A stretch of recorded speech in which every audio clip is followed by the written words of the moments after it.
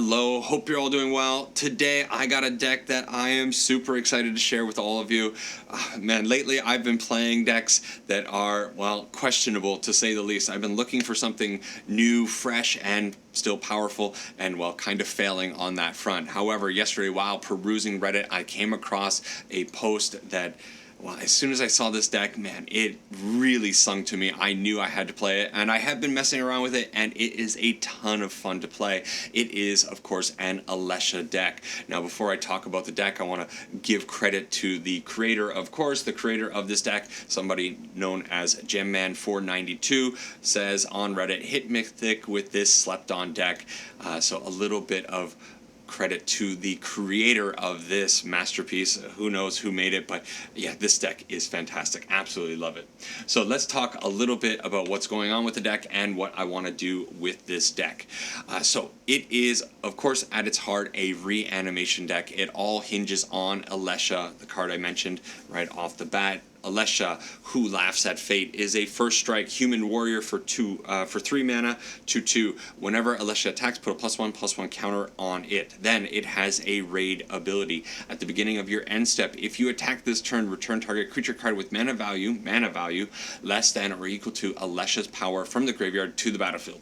We are playing a whole bunch of 1 CMC and 2 CMC creatures. We do have another 3 CMC creature, which we could bring back if Alesha has attacked once, but for the most part, we want to be interacting with this beautiful card, Rot Curse Rakshasa.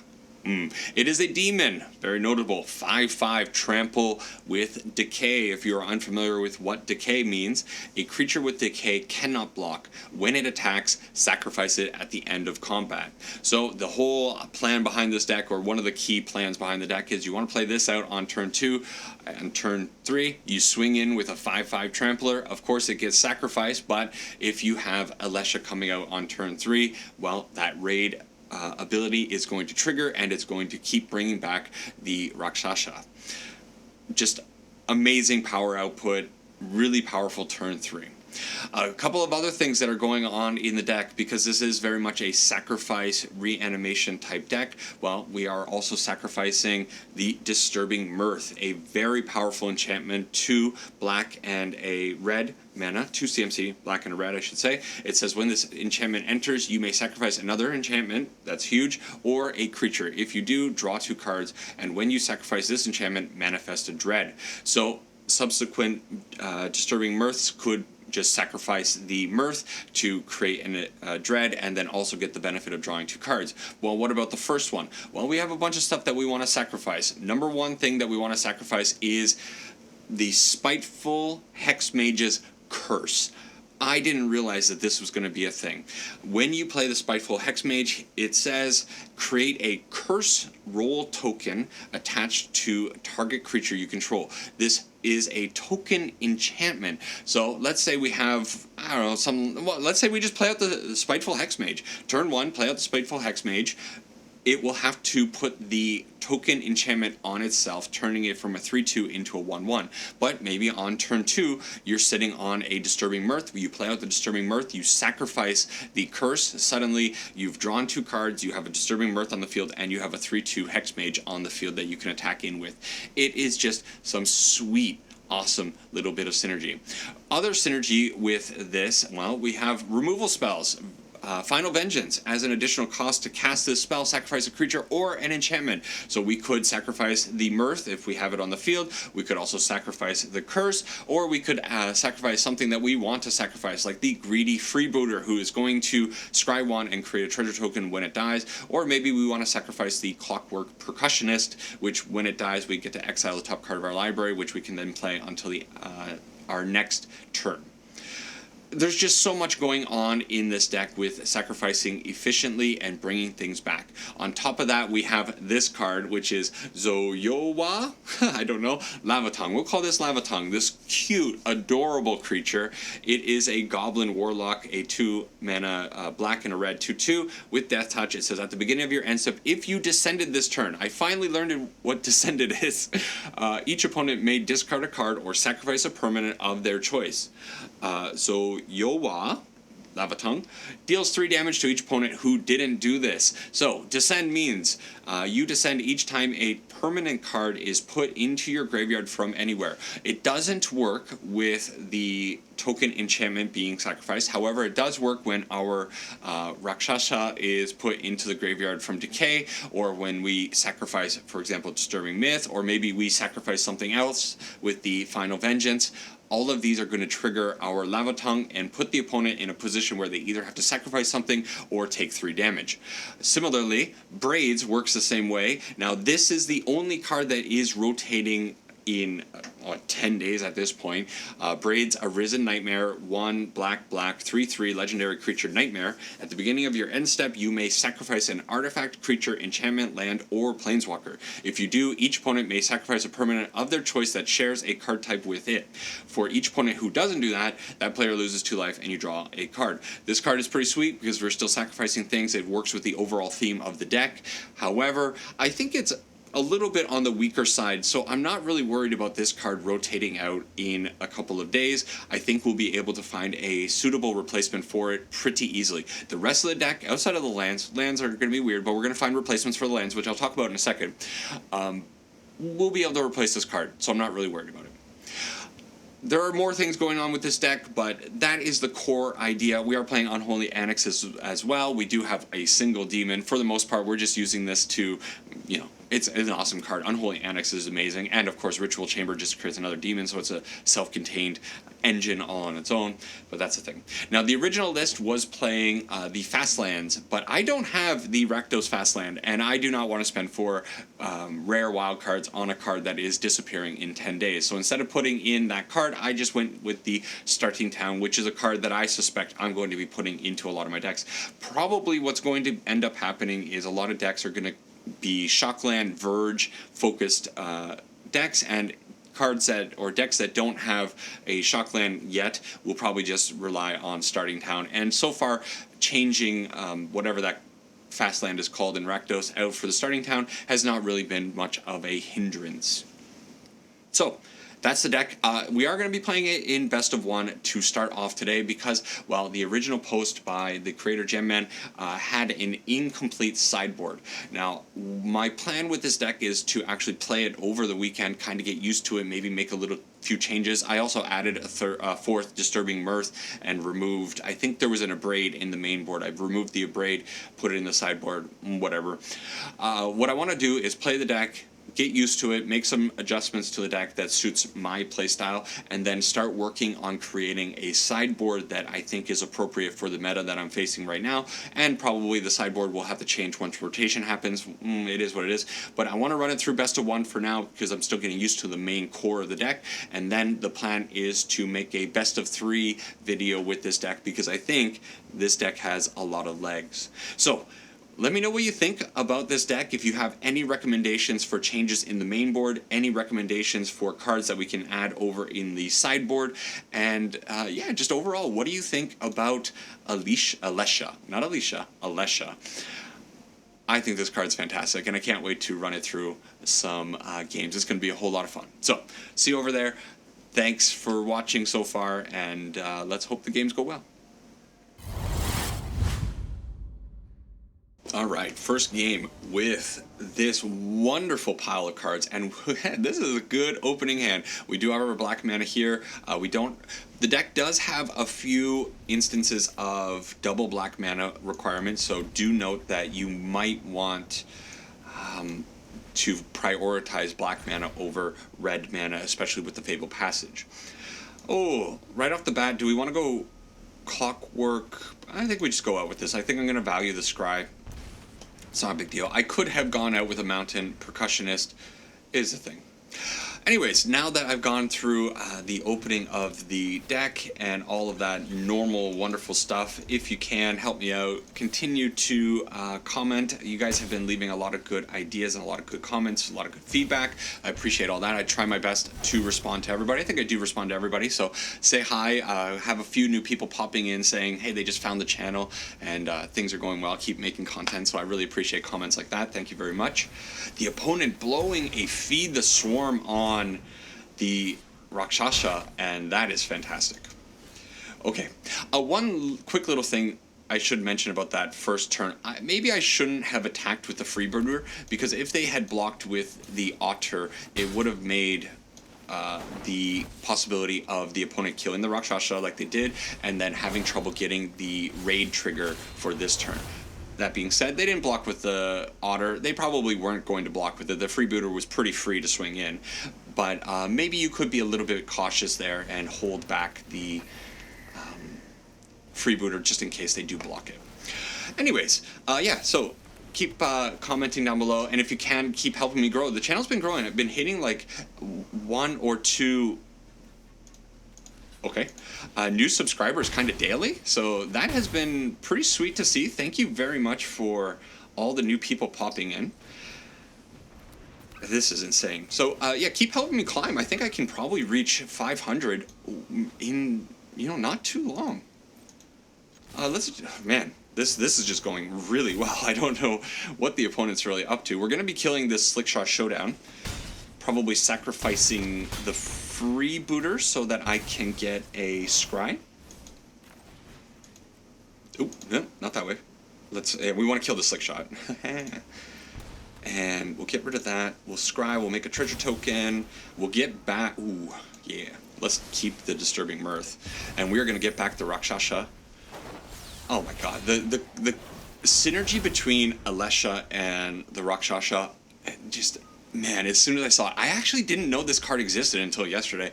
This one from Dragonstorm completely went under my radar, and I cannot express how much I love this card. Now, we are in a bit of a precarious place here. They are opting, they only have 1 mana left, so I don't think they're going to be able to get up to 11 damage, but it's very possible that the opponent could have killed us this turn. Very, very close.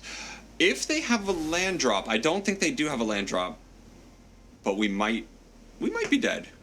I've been rambling on about subscribing and commenting and all that good stuff. Very close game between us and the opponent. They give us the good game. We're not going to BM them. We'll swing in. And yeah, nice. Seeing the power even against the opponent's admittedly very fast start. 2 Slickshot Showdowns. They had the Otters right off the start. They had their normal opt spitting their wheels kind of stuff. But that's what the Prowess deck does. I think the opponent had a very good opening. But still, being able to bring back the Rot-Cursed Rakshasa with the Alesha is just insanely powerful. Each turn really puts a lot of pressure on the opponent. All right, let's keep this moving. Okay, game number 2 with the Rakdos Reanimator pile. I'm a little bit worried about running into people playing main board Graveyard Hate, because I think the deck really probably has a bit of trouble dealing with Graveyard Hate, but I haven't encountered that too much yet. One thing I will say that I have encountered is there are Verges in this deck, and the Verges do make only black mana on turn 1, and if you aren't really paying attention, you just kind of willy-nilly throw out your lands, you could get yourself into trouble because you do have some red mana and some black mana requirements on turns 1 and turns 2. So do be a little bit aware of the lands that you're putting out when you're playing this deck. I think it is one area that you can kind of get yourself into a bit of trouble. Alright, don't know what's going on with the opponent over there, whether they're actually DC'd or not connected, or who knows the situation, but we'll kind of go through the motions of playing out our Clockwork Percussionist, follow it up with the Rakshasas, and go from there. Yeah, more appreciation for this card. I don't know how this card completely went under the radar. I did play a fair amount of Tarkir Dragonstorm, whatever it's called, limited, but of course being a mythic, you're not going to run into this card, and I don't think people are really going to be playing this card in Mythic that much. A one-time 5/5 trample creature that you probably can't reanimate in Limited is not exactly ideal, is it? But with Alesha, can't get over how beautiful it is. This might be just a dud of a game. We'll see what happens. Oh, hey, the opponent showed up, and they are a life gain deck. So, possibly spelling bad news for us. I don't know if the Hinterland Sanctifiers, that's not the card that I want to be killing. So we'll just put out the Rakshasa. We'll kind of hope to hit an Alesha soon, and I think probably this Bitter Triumph is going to be used for one of their growing cards, their Essence Channeler. I think that's what it's called, or the Lion, whatever the Lion is. Now, we do not find our... we do not find Alesha. That's reasonable. Of course, we probably were not going to. We'll attack in with the Rakshasa. I think probably... I think we're in trouble for this one. Now I'm looking at it, I would kind of wish the opponent had disconnected. I do not want to go up against life gain with this deck. I think we will not be able to outpace 3 Hinterland Sanctifiers with a card that is sacrificing itself. Now they have the Aerith on here. Okay, so when Aerith dies, put X +1/+1 counters on each legendary creature you control, where X is the number of +1/+1 counters on Aerith. So we are not going to allow Aerith to survive any further. We are probably going to... I'm going to pay 3 life because we do have the Essence Channeler in the deck. And not Essence Channeler, sorry. Unholy Annex in the deck. So probably we want to try to get up to 5 mana. I am throwing the Percussionist. Sorry, 8 o'clock. My alarm is going off, telling me I have to be awake and getting ready for work. Throw away the 2 cards because I want to get the Scry and the Dead card because I feel like I really need to find something. We're in such a horrific spot, and now with Zoraline on the field, I think things are even worse. Whenever a bat you control attacks, you gain 1 life. Whenever Zoraline enters or attacks, you may pay this and 2 life. When you do, return target non-land permanent. So they're going to be getting Aerith back. And we hit land. So things are looking a little bit bad. Now, one cool little thing, there is Renew on here. Exile this card from your graveyard. Put a Decayed counter on each of X target creatures. Activate this only as a sorcery. So I am going to go ahead and do this. I'm going to put... I think I'm going to do it for X3. And I'm going to put it on these. So these are now decayed. So this is about all I can do in this game. Things are looking a little bit sketch.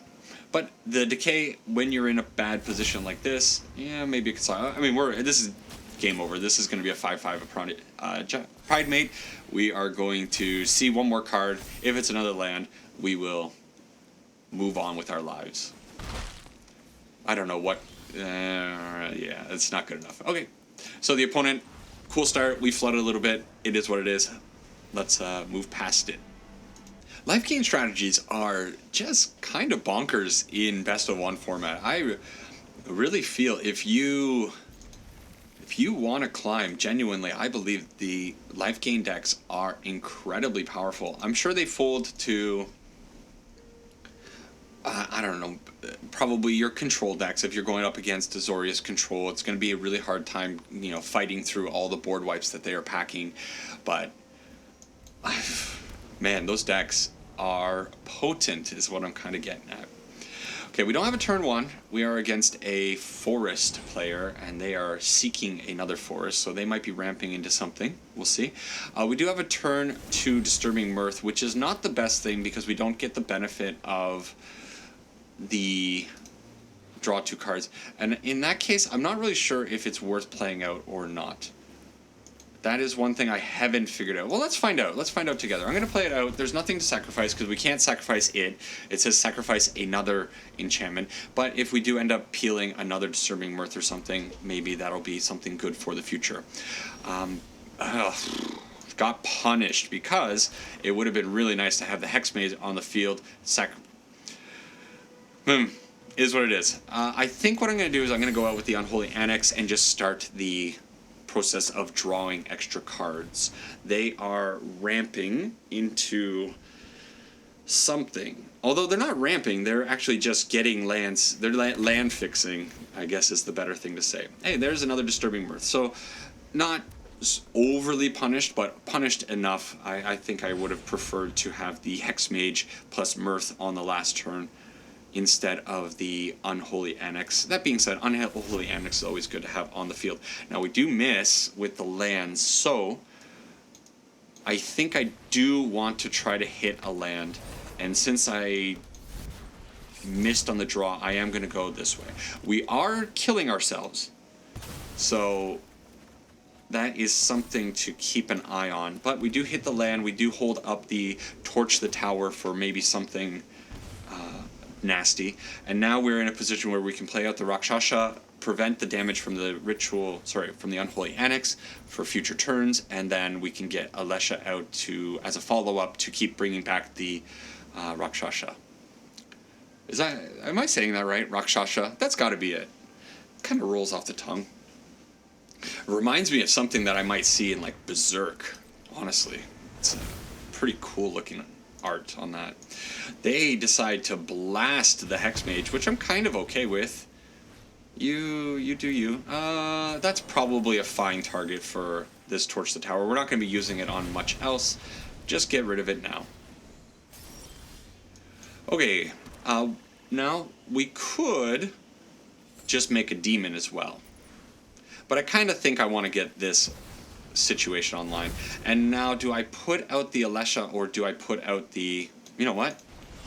We put out a second Unholy Annex and we start hitting the opponent, gaining a little bit of life back. We hit a Final Vengeance, which is absolutely huge. I love this card in this deck. The fact that we have to sacrifice a creature or an enchantment, we have tons of things that we can sacrifice, and it exiles any creature for 1 mana. Chef's kiss, right? It's absolutely gorgeous. There's just so... I'm gushing about this deck. I can't get over how cool it is. It might not be the most powerful strategy, but Jam Man recommending this deck, they had the right idea in their mind. This is so cool. Now, they do take out the Rakshasa, which sucks, because now we don't have a card on the field to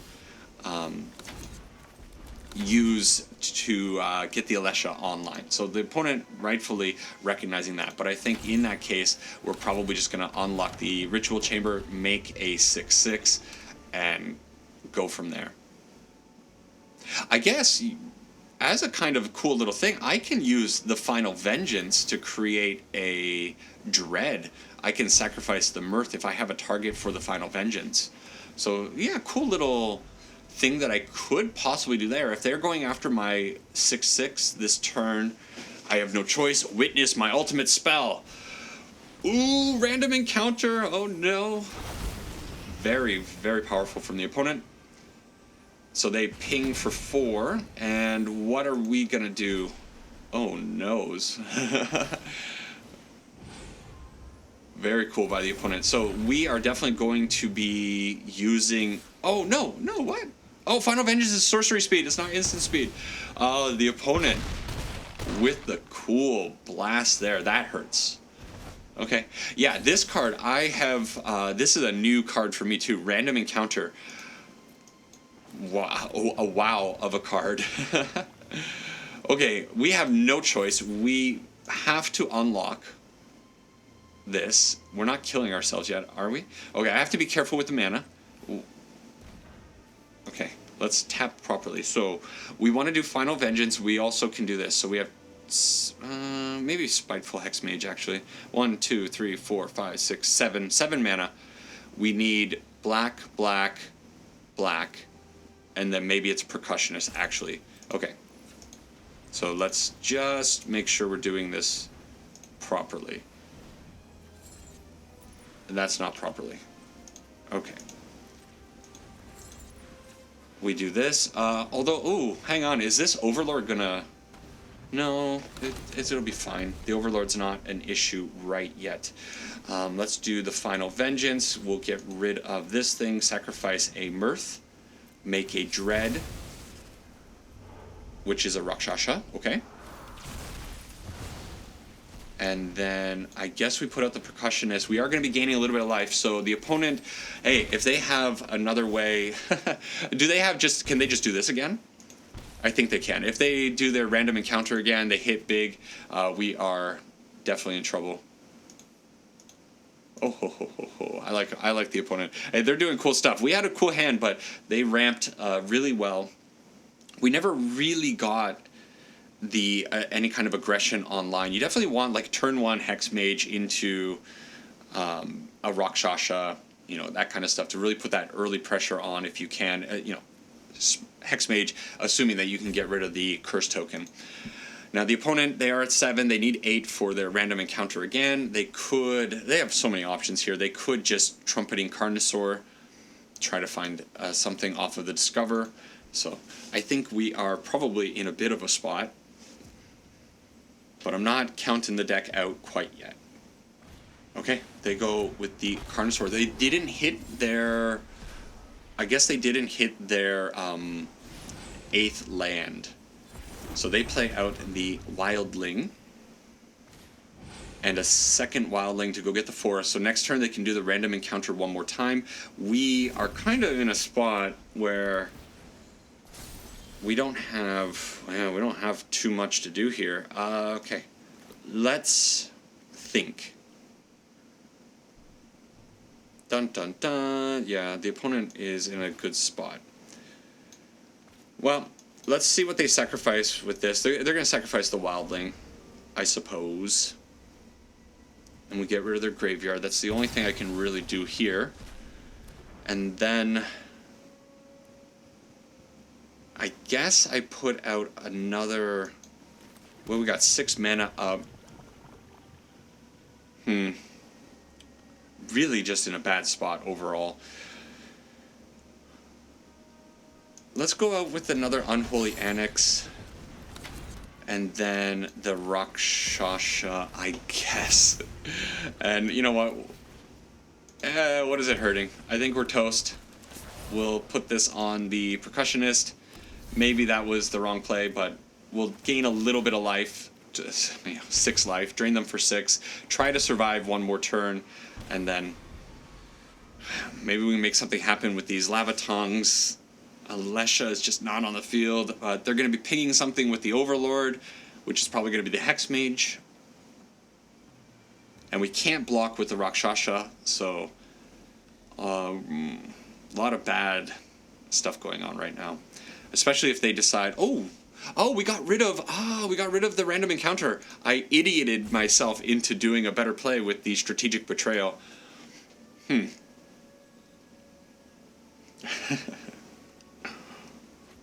Okay, another bilge, boiler bilges, and they choose not to put it out straight onto the field. What is the regular casting cost? It's only 6.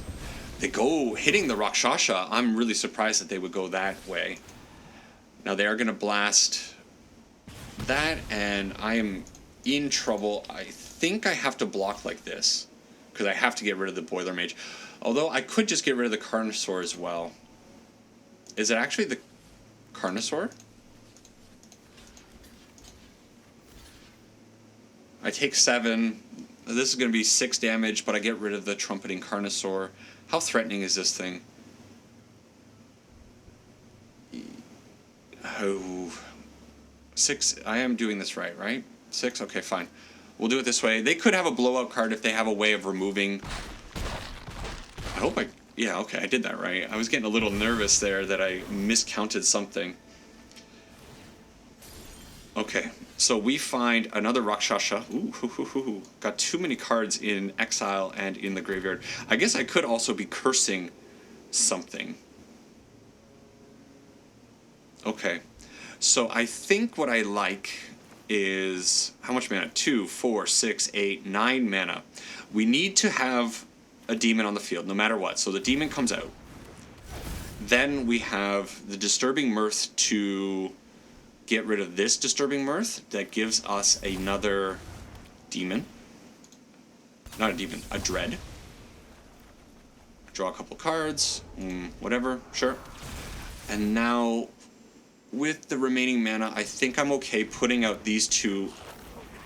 Oh, it's a... Hey, I didn't realize it was a legendary creature. A little... Lickitung Boy is a legendary creature.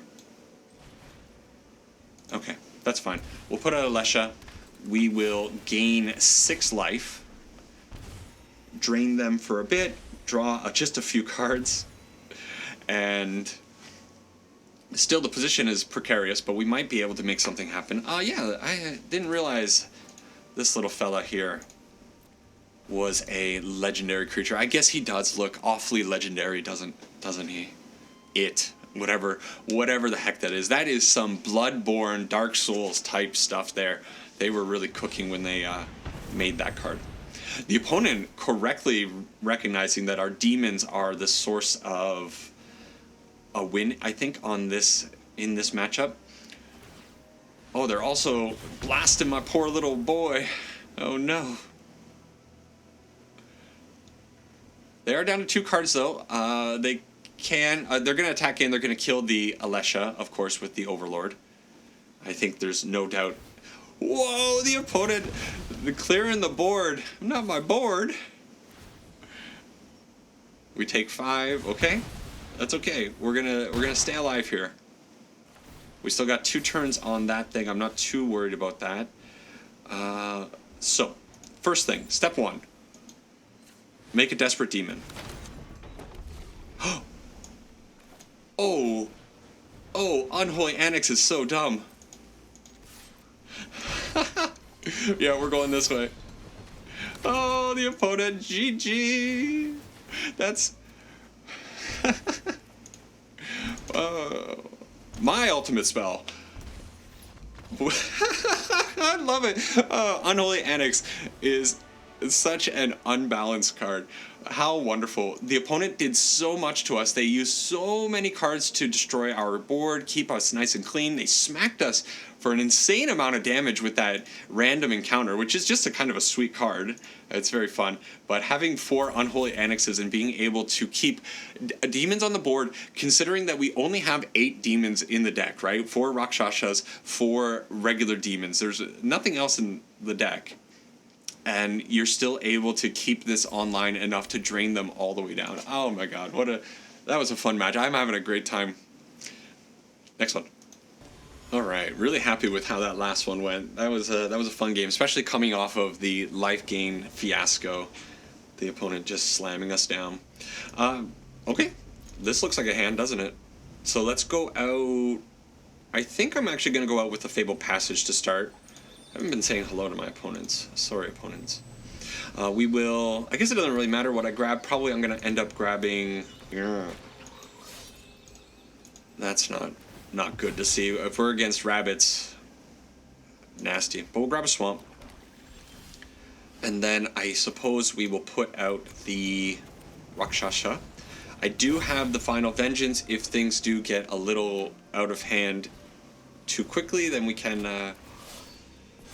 use that to save us, but I think the Rabbits deck, this is actually the first time I've faced the Rabbits deck with this deck, and I have a feeling that the Rabbits are probably a little bit too aggressive and a little bit too fast for my deck. That being said, Alesha does have First Strike. They're not going to have much interaction. Well, they do. They're going to have Sheltered by Ghost. It is possible that they are able to get rid of it. I think we need them to stumble. No land? Okay, they have the land. Cool land, too, by the way. Ooh, okay. The Evangelist is... good, but oh wow, opponent doing cool stuff. Okay, in that case, well, we are going to be attacking in. See, they probably just take the 5, and as a follow-up, I guess it's the Unholy Annex, and I hope that I'm able to survive this turn. Yeah. Okay, we just gotta live here, and then I don't know, maybe we still don't have a chance. Getting that last 8 point of damage is going to be pretty impossible, especially since they are attacking him with Battle Cry. Maybe I should have Final Vengeanced the Evangelist. We're just dead, aren't we? What a board by the opponent. Everybody just kind of goldfishing. Yeah, no, this is 1,000% lethal, right? Yeah. Okay. Well, the downside of the Rakshasa, can't block.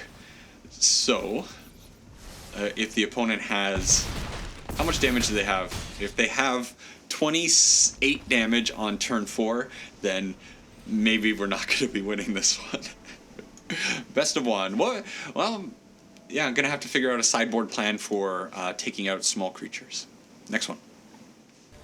Magic's such a silly game. You have that game I had against the random encounter trumpeting Carnosaur deck was such a nice back and forth the whole time, and then you have rabbits just dumping on your face.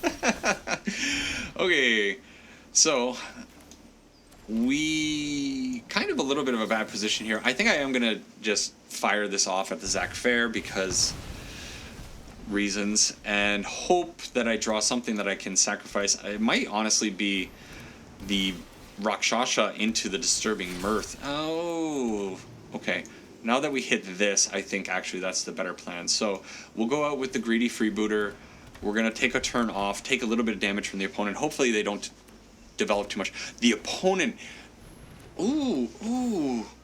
taking my Freebooter amazingly sets me back so much. So now what is it? I think it's the Rakshasa, and it's going to try to be like keep this on the board for the Disturbing Mirth. The opponent's playing a unique planes. I wonder how long it took them to set that up, to go through their deck and to put in one individual planes for each. We are not finding our lands, which is just atrocious. We got to sacrifice this, try to hit a land. Okay, we do hit a land, but it's a land that I can't use the Final Vengeance. They do have Ward 2. So I think no matter what, next turn I have to spend the turn using the Final Vengeance. Oh my gosh, yeah, this just did not go well. Even though it is going to take 3 mana, sacrifice the Mirth. Gotta pay it. Okay. We'll put out the Alesha. No, we're toast. This is gonna have to chump block. Well, I guess our freebooter came back. I forgot that he would come back. Maybe we have a chance. Although now they have this. I don't even know what it is. Whenever you cast an artifact or creature spell with mana produced by Barracks with 1,000, create a white gnome creature tokens with this power equal to. Okay, the opponent doing really cool stuff, and we just kind of got stuck on land. So. Good game to the opponent. This is done, right? We could... I mean, I could dirtle for a bit. Can I really even? No, I can play out 1 card here. I'm going to be taking a garbage load of damage. They can make something fly. Ouch, ouch, ouch. 2 games in a row where we kind of got run over. To be fair, the dex didn't do its thing there. Next one. One of the reasons why I wanted to make this video where I just played some best of 1 games is because I just wanted to get some reps in with the deck, see where the weakness is, and I think obviously you just get run over. That's a thing, but anybody's gonna get run over by opponents doing crazy rabbit stuff like that on turn, like with a perfect curve. The opponent making me discard something. What are we gonna discard? Probably the Torch the Tower. I don't think I'm going to have too many targets for that. Let's freeboot over the Percussionist, because I think the way my mana is, I'm going to have a hard time. I might need this treasure token. Yeah, I just kind of want to see how the deck functions and see where the weakness is, what I'm going to have to bring in to help it function a little bit better. Okay, let's put out the land. They're on a deck that I'm actually also thinking about playing. I might make a video about this one as like a send-off to Shieldred. Shieldred is disappearing in 10 days or so, and no, I don't think we need that. And I kind of want to do one more video with Shieldred. It's not a card that I played a whole ton myself, but you know, it's a cool card. Everybody likes Shieldred, right? And this Bandit's Talent discard type deck is a pretty cool little deck. Okay, so I think the play is actually just Unholy Annex, and with the Unholy Annex on the field against a discard deck, probably, another one, we're probably going to be able to outpace them. Now the goal is going to be to make sure that the Unholy Annex's damage is not murdering us. And I think we'll be able to do that, especially considering that this turn I'm going to be able to get another one on the field, and we're going to be able to get a Rakshasa out. So we're drawing at least 2 cards right now. If they can't take care of the Rakshasa, that's going to be great to just leave on the field and keep draining. If we need to, next turn we can go out with the Ritual Chamber. I don't think they're going to be able to get 2 lands out of our hand. So we'll have 5 mana, and we'll just be able to very gradually keep creating demons. Now they do have the Tiny Bones here, the Pickpocket. Whenever Tiny Bones deals combat damage to a player, you may cast target non-land permanent card from that player's graveyard. Non-land permanent. So they can get their own Rakshasa. Okay, I think we stick with the plan of just killing them with the Unholy Annex. Yeah, make a demon. As if they could have a removal for it here, and that would suck. That would really suck. Okay, good. Thank goodness they don't have a way of destroying that demon. And now we're just on the plan of keep putting out lands, drawing cards, and demon each turn. As lame as it might be, that's how we're gonna beat Malbasa. They are drawing. No, they're only drawing 1 card. The Bandit's Talon's a very cool card, but it is a very toned down rack deck, or rack card, whatever you want to call it. Level 3, very expensive, but it's very powerful. However, at the beginning of your draw step, draw a card for each opponent who has 1 or fewer cards in hand. 1 or fewer cards is a pretty steep curve.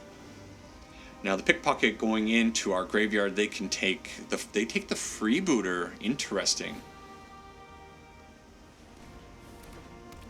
Okay, well, we got, yeah, I mean, we're gonna stick with the plan, right? Although it's a little bit boring, it is what it is. And you know what? I may as well put up the Hex Mage. I'll put the curse on itself. And it's something to do in the future. Maybe put out the Disturbing Mirth, draw a few cards. Yeah, this is not going the way the discard deck wants to go. Our deck, I think, like the Rabbit deck running over us, such a favorable matchup. I think we have a very favorable matchup against this opponent right now. Okay, they're going to go with the Ruthless Negotiations, which is not such a big deal. We throw away a land. We have plenty of cards to deal with that card, and yeah. They did draw a card there. I think if it's from the graveyard, they draw a card, so not a big deal.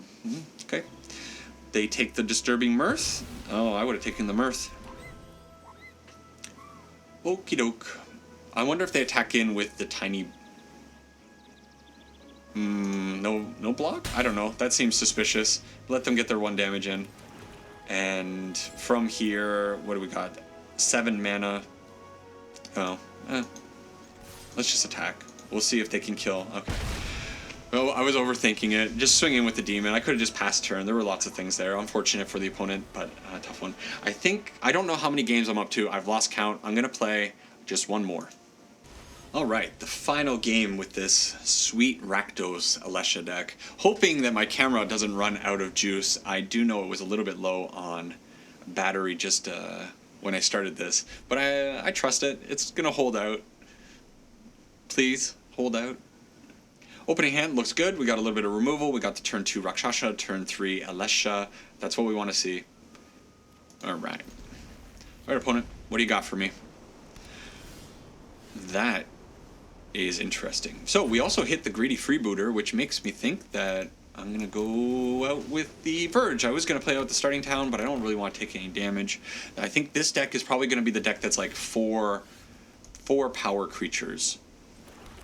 So let's attack in with the Freebooter. That's free, Rakshasa, and we have the backup Alesha if the opponent has a way of dealing with that.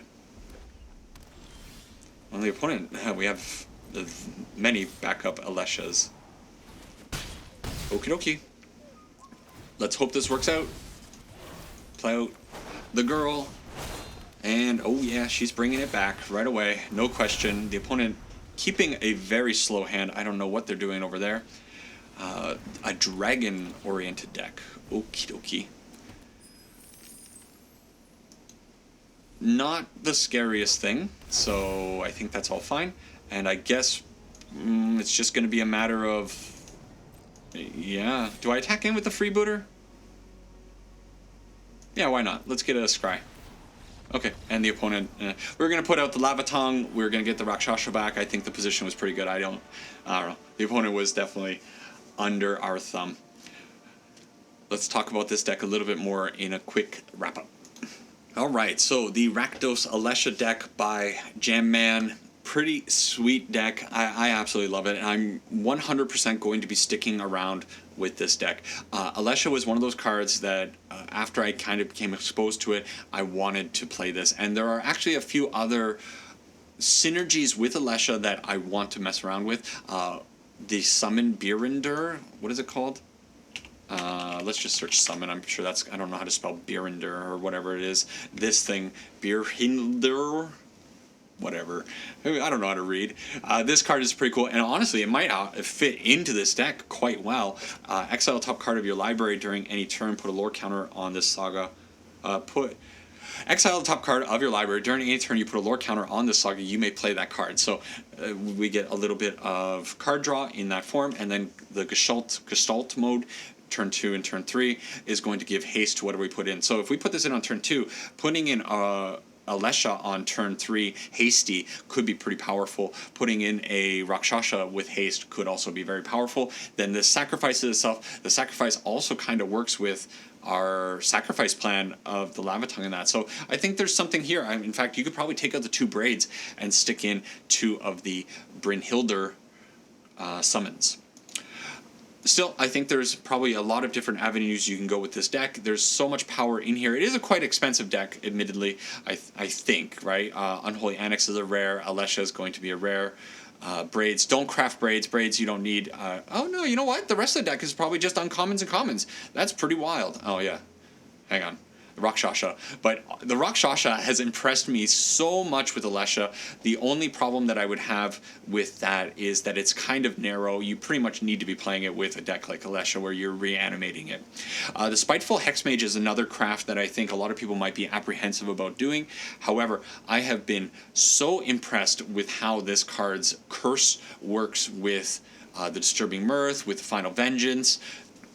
It's just awesome. Also with the Torch Tower, right? This is sacrifice and enchantment. Yeah. So you can get your Torch to Tower triggers with the Hex Mage out. Kind of want to go up to 4 of these. Overall, deck is sweet. It is powerful. There are things that are going to beat it, obviously, but I think it's a contender for like at least a tier 2 deck, and maybe with some tweaking and maybe with the rotation, this could see some awesome play. So I think we got to keep an eye on this one. I am going to be revisiting this deck very soon in a best of 3, so please recommend some things for the sideboard. Withering Torment might be a good card. No, that's not what I wanted. I thought that was going to be giving -1/-1 to all the creatures. We need some kind of way of dealing with mice. So, although in best of 3, you're not going to really run into mice. That's a problem. I'm going to be running this deck through best of 3 on my own time without a sideboard and gradually building it up, seeing what the matchups are like. That being said, things are going to change a lot in 10 days. So, hey, let's just have some fun. Enjoy the deck for what it is. Best of 1 is a fine place right now. Take care. Thank you for all of your support watching through this entire video. That's going to end up being probably about 50 minutes long, so I really appreciate you sticking around. And yeah, I hope you have a great week, and keep having fun with Magic. Take care for now. See you in the next one. Bye-bye.